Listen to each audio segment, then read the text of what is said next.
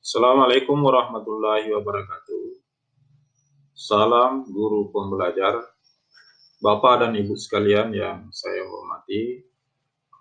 Pada kesempatan ini saya akan memberikan penjelasan bagaimana cara merumuskan indikator pencapaian kompetensi pembelajaran. Di dalam merumuskan indikator pencapaian kompetensi pembelajaran, ada 3 hal yang perlu kita perhatikan.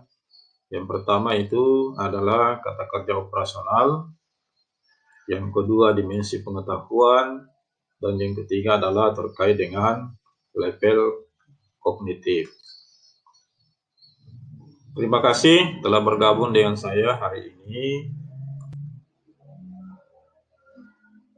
Saya Detrandus Nursam Latta MM, guru SMP Negeri 4 Palopo, mencoba untuk memberikan tips bagaimana cara merumuskan indikator pencapaian kompetensi. Misalnya saya mengambil kompetensi dasar di mata pelajaran pendidikan agama Islam, yaitu menerapkan ketentuan tata cara salat.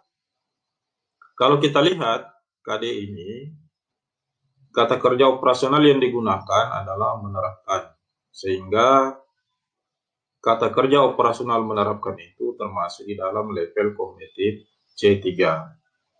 Kemudian dimensi pengetahuannya adalah ketentuan tata cara salat. Berarti dimensi pengetahuan yang diukur adalah dimensi prosedural. Bapak Ibu sekalian, dari kompetensi dasar kita akan bisa mengidentifikasi apa saja materi ajar yang kita ajarkan di KD itu. Yang pertama adalah pengertian salat, kedua dalil perintah salat, 3 hukum salat, keempat syarat dan rukun salat, kelima bacaan dalam salat, dan yang keenam itu adalah tata cara pelaksanaan salat. Selanjutnya, untuk materi yang pertama, pengertian salat. Nah, kalau kita analisis, pengertian salat ini dimensi pengetahuannya adalah konseptual. Nah, sehingga kita menggunakan kata kerja operasional, yaitu menjelaskan. Nah, menjelaskan ini termasuk level kognitif C2. Sehingga untuk merumuskan IPK-nya, tinggal kita menambahkan kata kerja di depannya, yaitu menjelaskan pengertian salat. Selanjutnya, materi yang kedua, dalil perintah salat.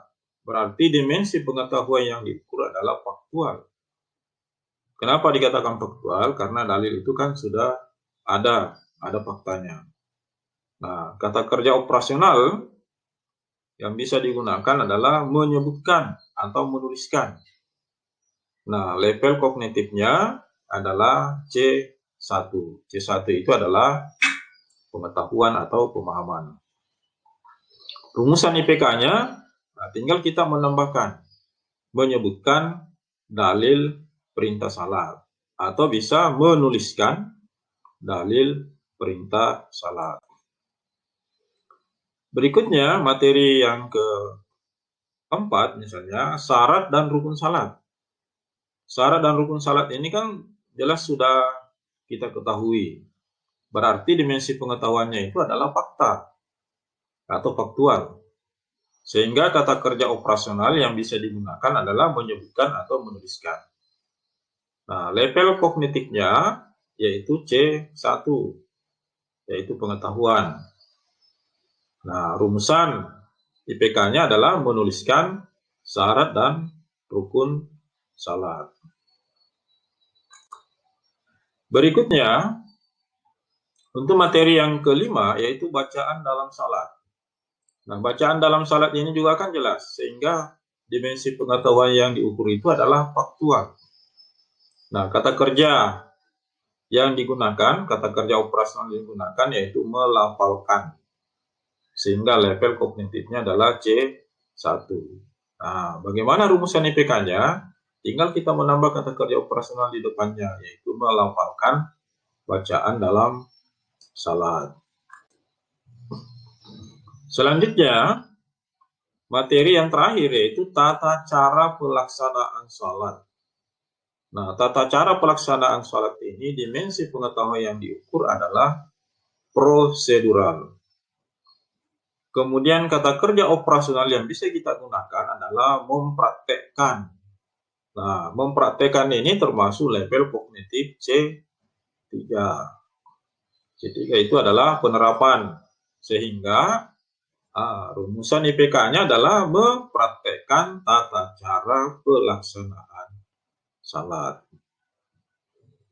Inilah kunci kesuksesan kita di dalam merumuskan IPK, indikator pencapaian kompetensi pembelajaran.